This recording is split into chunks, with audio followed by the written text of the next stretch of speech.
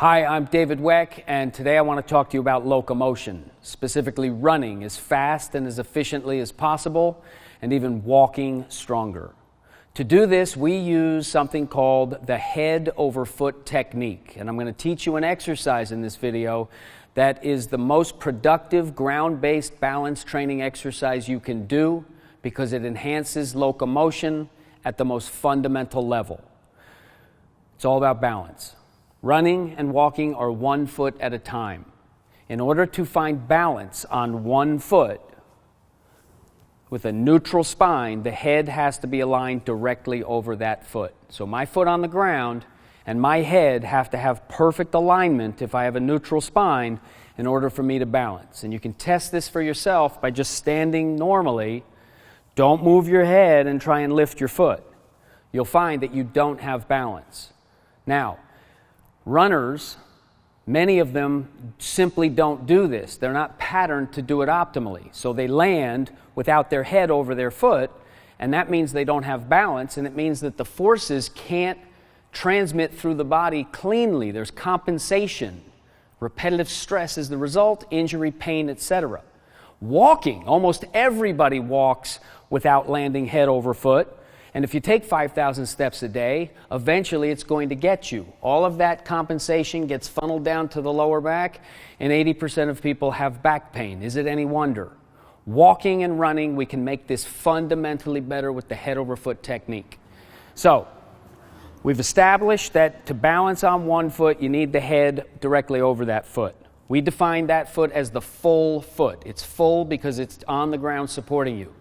The foot in the air is called the free foot.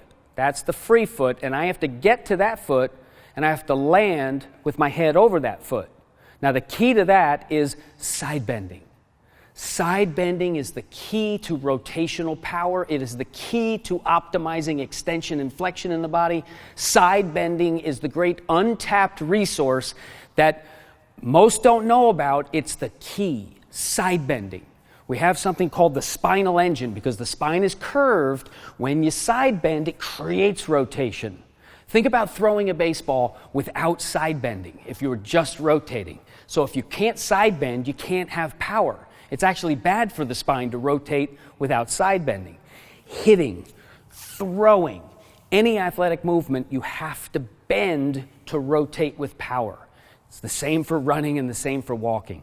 So, I'm here. This is going to be our step 1. We want to master this position. This will be challenging at first. You can cue the ground as necessary. You can use a little support on a wall, but you want to have this balance. It's a figure 4 position where my foot is just close to the knee and I'm standing head over foot.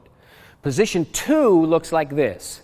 I side bend and I lift this foot as high as I can and I'm driving this shoulder back and down and this hip up and forward. So there's a side bending that creates this powerful rotation. You want to think about bringing your elbow into your back pocket so that you're really hiking that foot high, driving the shoulder low, hip is up and forward, shoulders down and back. That's your position 2. You want to keep the head level so it's not here, it's here.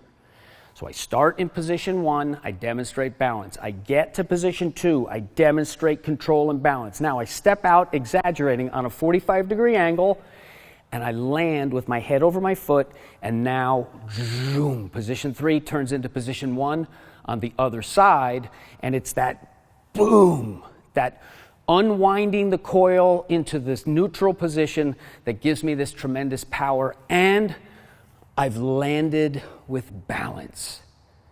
Like I said before, most people when they walk, they don't land in balance. It forces the body to compensate. Watch the best athletes in the world, like LeBron James. When he walks head over foot. At any moment, he could stop, and he's perfectly balanced. Why? Because he's got just the right amount of side bend. You've all seen that saunter, right? Where someone's sauntering down. It's super athletic.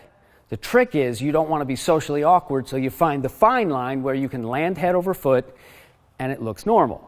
Now, it's easier to do running than it is walking, so I'm going to show you how to apply this exercise. You basically want to get good at the exercise. I recommend 6 to 10 repetitions. So if you're going to do this exercise here, it would be 1, 2, go to 10, do 10, and it's best to travel if you're in a confined space. Just simply turn around, so you might do your 1, 2, and then 1, 2, but you want to get about 10 reps. It's a good number, and it's doable. You can fit it into a very small unit of time. You can do it when you wake up. You can do it before bed. You can put it within your workout. Within an hour workout, you could do 3 sets of this. Very easily, very manageable. So, after you finished your set of head over foot technique, boom, after you finished that set, now you want to stride it out. You want to take a little bit of area and you want to stride it out, and you just focus on every step that I take. I'm just going to land with my head over my foot. Head over foot, head over foot. Make it your mantra, and you will walk stronger than ever before. You'll run faster and more efficiently than ever before, and you're going to reduce the amount of repetitive stress that your body has to endure in locomotion. So, this is a baseline exercise that's just body weight. Once you understand the principle that you need to side bend and that lateral sway, that side-to-side motion, the dipping shoulder, it's absolutely essential to running your fastest.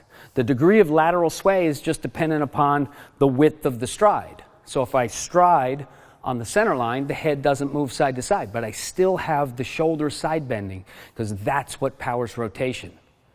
Remember, rotation without side bending is weak and dangerous. Now, don't make the mistake of trying to do too many other exercises that side bend. Holding dumbbells like this and doing this is a terrible exercise that will only hurt you. You never want to bend beyond the base. Here I'm bending beyond my base. It's not what I want. I want to be on my base, over my base, establish the new base, over the base, on, target.